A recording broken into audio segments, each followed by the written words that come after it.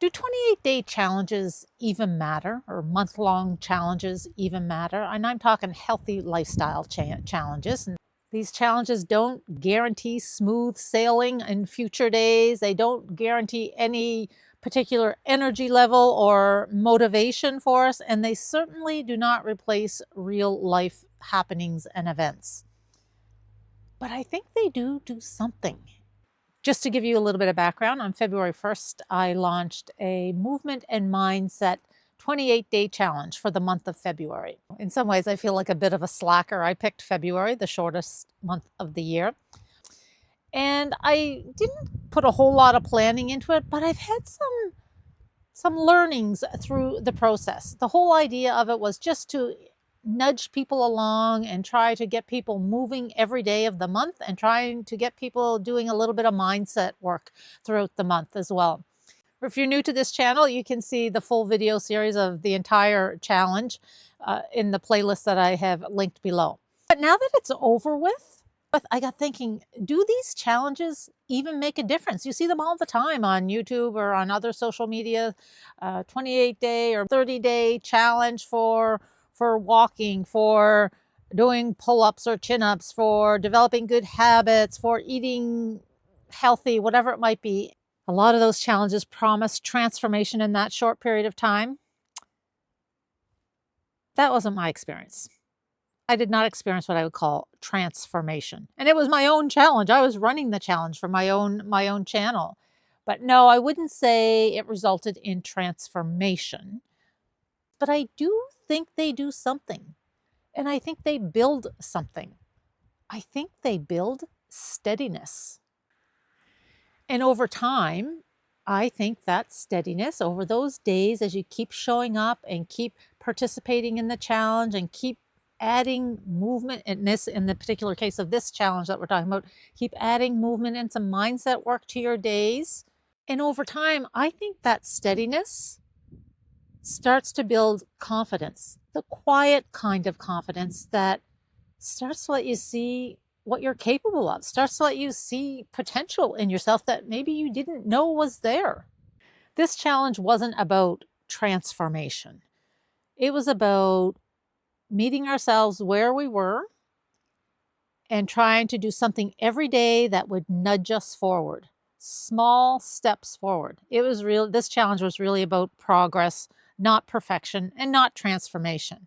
But it may be the start to something bigger. And so when I say that I think these challenges build steadiness, what I'm talking about is a bit of emotional regulation, knowing how to keep yourself calm, not spiraling on low energy days and thinking, oh, I can't do it. And you start to think about worst case scenarios, which brings me to the next thing that I would define steadiness with is when you kind of slide off track for a little bit, that you learn to just adjust and realign instead of quitting. And it's really that saying about don't let your failures or your slip-ups or your detours define you, let them refine you.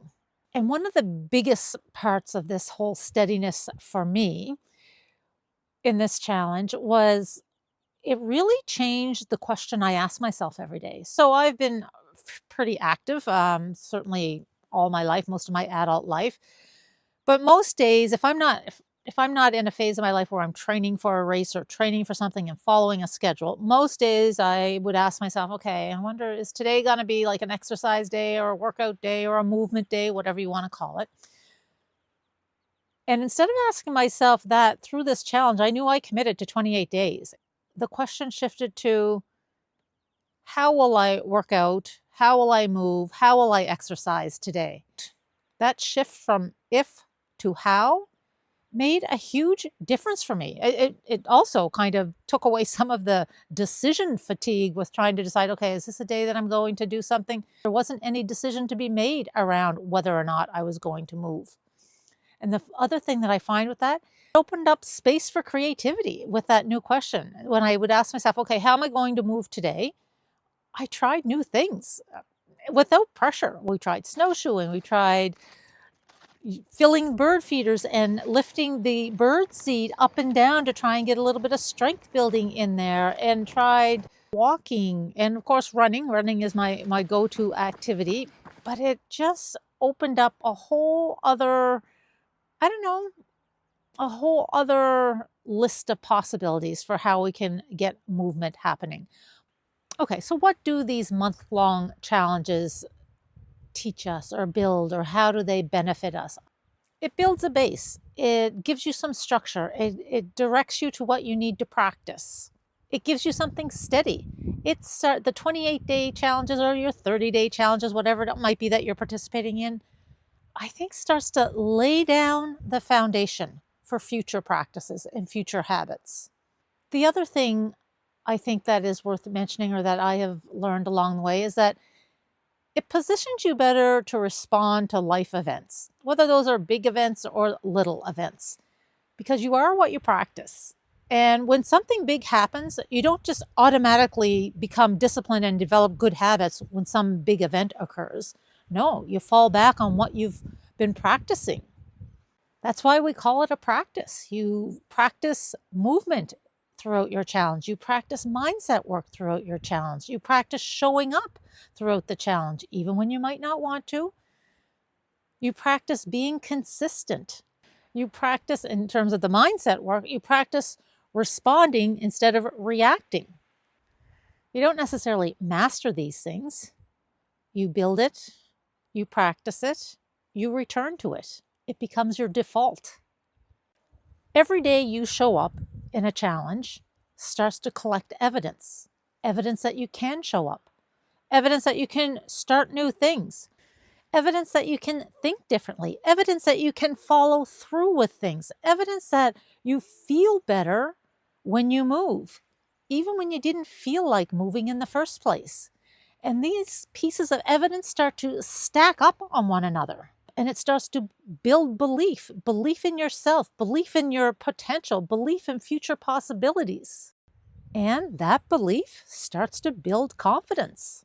Yeah, I think that's a really big thing. And these are the things, as we talked about in one of the videos in the challenge, that these are some of the, I don't know, signs of improvement or signs of success that are tough to measure. Only you can see them, only you can feel them, but they are big things. As we entered the final stretch of this challenge, our family was thrown a bit of an unexpected curveball. And one of the things that I learned, and it wasn't a big dramatic learning by any stretch of the imagination, but I think those 28 days of working on mindset and working on movement just allowed me to more naturally fall back on new practices, being mindful, thinking about things, knowing that it can't change things that have already happened. And as I said, it wasn't any big dramatic change, but I felt more steady. There's a common belief out there, and I often see it quoted, that it takes 21 days to change a habit or to start a new habit. But when you look at the research, it actually shows that it takes about 2 months before a new habit becomes what you would call automatic. So a 28-day challenge or a month-long challenge doesn't complete the job, but it starts the pattern. It starts to lay the foundation for new patterns and new habits. So no, I don't think a 28-day challenge or a month-long challenge changes your life, but I think it is safe to say that it works the muscle that helps you live your life. And this channel is Lead Your Living. One of the things I often say is, you're in charge. No one else is coming. It's up to you to finish the job and get those habits securely embedded in your everyday living. Those practices remind you that you're capable, not capable of perfection, but capable of showing up, capable of getting back on track if you slip off track for a day or so, capable of adjusting, capable of doing hard things one step at a time. And I think that's worth practicing. I'm Angela. This is Lead Your Living, and I can't wait to see you in the next video. I'm dressed like this because I'm just back from a run, which was probably, I'll update you on that in the next video, where I think I'm headed next. I'm still trying to decide, but I will see you in the next video regardless. I'm so glad you're here with me. Keep moving. You're in charge.